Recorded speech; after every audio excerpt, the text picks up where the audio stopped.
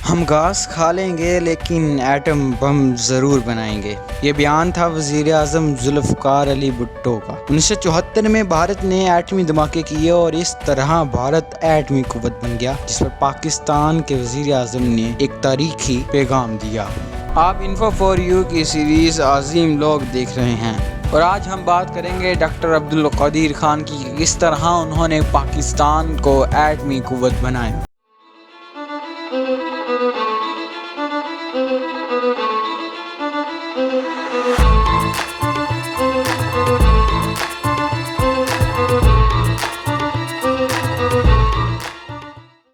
پاکستان کو 1965 سے ہی یہ پتہ چل چکا تھا کہ بھارت ایٹمی قوت بننے کے خواب دیکھ رہا ہے، اس لیے پاکستانی حکومت نے 1972 میں پہلا سویلین نیوکلیئر ری ایکٹر لگایا۔ 1971 میں مشرقی پاکستان کی علیحدگی کے بعد اکثر خواب چکناچور ہو گئے۔ بھٹو کو اپنی سیاسی حکمت عملی پر تنقید کا نشانہ بنایا گیا۔ اس صورتحال میں اب ساری ذمہ داری بھٹو پر تھی۔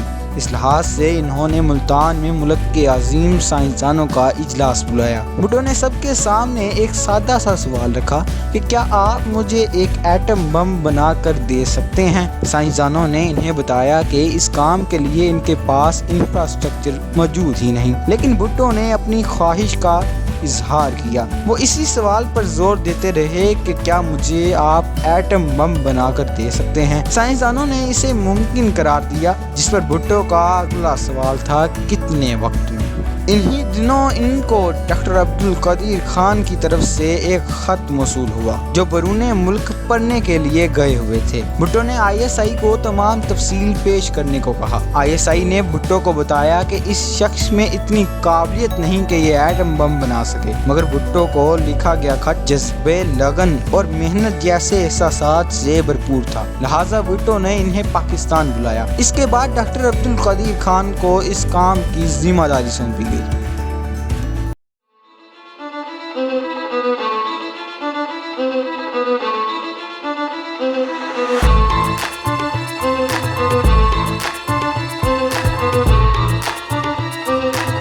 ڈاکٹر عبدالقدیر خان بھوپال میں ایک اردو بولنے والے پشتون گھرانے میں پیدا ہوئے۔ وہ 1947 میں پاکستان آئے اور کراچی منتقل ہو گئے۔ انہوں نے کراچی یونیورسٹی سے سائنس کی ڈگری حاصل کی۔ ڈاکٹر عبدالقدیر خان اعلیٰ تعلیم کے لیے جرمنی اور بعد ازاں ہالینڈ اور بیلجیم گئے۔ ان کو جب معلوم ہوا کہ پاکستان ایٹمی بم بنانے کا خواہش مند ہے تو وہ 1976 میں اس کی تخلیق کا منشور لے کر پاکستان چلے آئے۔ ڈاکٹر عبدالقدیر خان نے بتایا کہ ان کی ٹیم 1978 تک یورینیم کی افزودگی کر چکی تھی، اور اس کے 6 برس بعد یعنی 1986 ہی میں پاکستان اس قابل بھی تھا کہ وہ ایٹمی تجربہ کر سکے۔ اس کی وجہ پاکستان پر عالمی دباؤ تھا کہ وہ اس وقت ایٹمی دھماکے نہ کر سکے۔ 1990 میں امریکہ نے پاکستان پہ معاشی اور فوجی پابندیاں عائد کر دیں۔ پاکستان پر یہ الزام لگایا گیا کہ اس نے ایٹمی پروگرام تیار کیا ہے، یعنی وہ ایٹم بم بنانے کے لیے ہر وقت ہمہ کوشش کر رہا ہے، اور اس طرح پاکستان کی وجہ سے خطے میں امن کو ٹھیس پہنچ سکتی ہے۔ President Clinton has informed Pakistan's leaders that the United States now has no choice but to impose sanctions against their country. We urge our allies and friends to take strong action as well. We simply must ensure that these actions carry a price. India نے 11 مئی اور 13 مئی 1998 کو یکے بعد دیگرے ایٹمی دھماکے کر دیے۔ اس کے بعد بھارت کی طرف سے پاکستان کو دھمکیاں دی جانے لگیں، جس کے بعد پاکستان نے بھی ایٹمی دھماکے کرنے کا فیصلہ کیا، جس پر کئی ممالک نے پاکستان کو روکا۔ اس وقت کے وزیر اعظم میاں محمد نواز شریف پر شدید دباؤ تھا، لیکن پاکستان کی فوجی اور انتظامی قیادت نے انہیں مجبور کیا کہ وہ یہ اہم فیصلہ لیں۔ 28 مئی 1998 کی صبح پاکستان کی تمام عسکری تنصیبات کو ہائی الرٹ کر دیا گیا۔ 3:10 پر فائرنگ بٹن دبایا گیا، جس کے بعد 6 مراحل میں چاکی کے مقام پر ایٹمی دھماکے کیے گئے۔ اس کے بعد اس دن کو یوم تکبیر سے منایا جانے لگا۔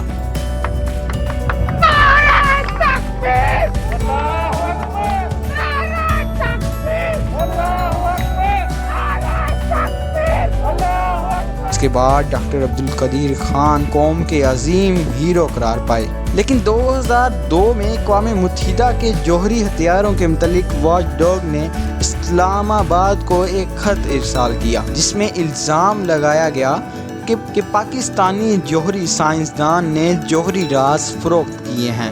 ڈاکٹر عبدالقدیر خان نے بعد ازاں اس کا اعتراف بھی کیا۔ The investigation has established that many of the reported activities did occur and that these were inevitably initiated at my behest.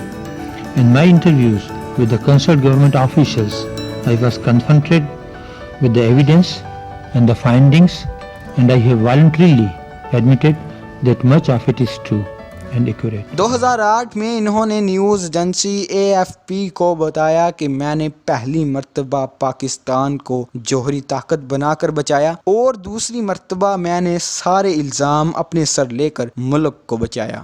بے شک عبدالقدیر خان ہی وہ ہیرو ہیں جنہوں نے پاکستان کو ایٹمی قوت بنایا اور پاکستان کی فوجی طاقت میں اضافہ کیا۔ دنیا اور پاکستان عبدالقدیر خان جیسوں کو دہتی دنیا تک یاد رکھے گی۔